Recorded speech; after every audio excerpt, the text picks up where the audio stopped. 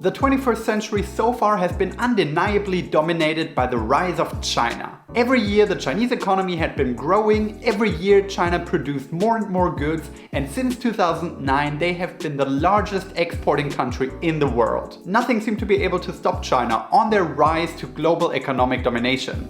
But then 2020 happened. China was hit particularly hard by strict COVID restrictions, leading to a deep recession in 2020. And while the rest of the world is slowly getting back to normal, China is still following its rigid zero COVID strategy, leading to millions of people and sometimes entire cities being under permanent lockdown. On top of that, while the Western world is distancing itself from Vladimir Putin, China is working closer and closer together with Russia. And to make things even worse, the relationship between the US and China has been under constant strain in the last couple of years, either due to trade wars or to the Taiwan conflict. With all those problems looming, the question is how the normally so spoiled for success Chinese will handle those setbacks, and of course how the global economy will react. And the answer, most likely, is not well. China failing to be a strong and reliable partner in the global economy can be a recipe for disaster for all of us. The first thing that will happen is that Western companies will stop producing in China.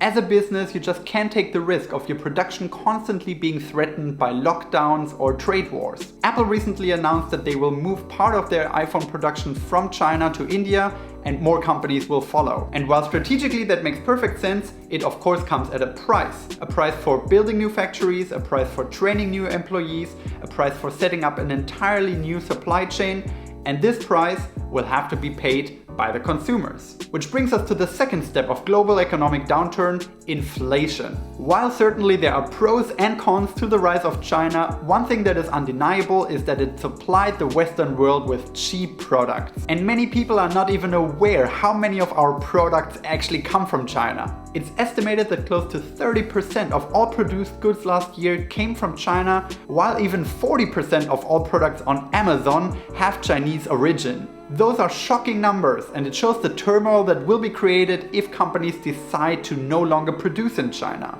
It will dramatically increase the prices for a huge variety of products worldwide, thus further increasing the already heated up global inflation. Which of course leads to a vicious cycle of people buying less, companies making less money, people being laid off, and even less people consuming. But not only the Western world buying less will be an issue. Because if Western companies decide to move their production out of China, that will also remove the livelihood for a big group of the population within China. And that brings us to the third and final step of the downward spiral that the global economy might be facing. The loss of China as a sales market. Because not only would the sudden death of Made in China cripple the Chinese economy, it would also devastate the population's purchasing power. And that purchasing power is exactly what Western companies are after, and what honestly has been driving their growth over the last couple of years. China right now is the second largest importer of goods, and for many companies the most important market to sell in. If suddenly the Chinese economy turns sour, if there are mass layoffs, if people simply stop buying Western goods, this will have real-life implications for all of us. Sales numbers will go down, stock prices will crash. As I said earlier, it could be a real disaster. We are not there yet though, and this worst-case scenario can still be prevented if the right decisions are being made. But for that, China needs to remember what made their economy great in the first place. And that is being a reliable partner to Western businesses. And only if China can manage to return to being this reliable partner can we avoid having a meltdown of the economy.